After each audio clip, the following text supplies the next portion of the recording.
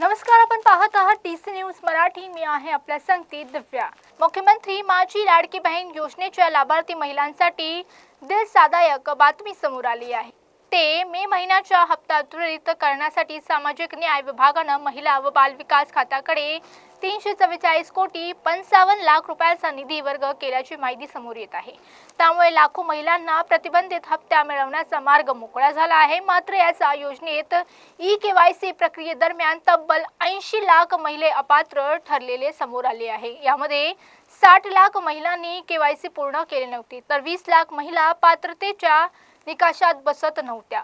विधानसभा निवडणुकीपूर्वी झालेल्या या योजनेत सुरुवातीला 2 कोटी 39 लाख लाभार्थी होत्या। नंतर मोठ्या प्रमाणात गैरपात्र लाभार्थी असल्याचं उघड झालं। दरम्यान काही राजकीय नेत्यांनी 22 ते 15 जून दरम्यान हप्ता जमा होऊ शकतो असा अंदाज वर्तवला होता, तर सरकारकडून अद्याप अधिकृत घोषणा करण्यात आलेली नाही। त्यामुळे महिलांना आणखीन काही दिवस प्रतीक्षा करावी लागेल।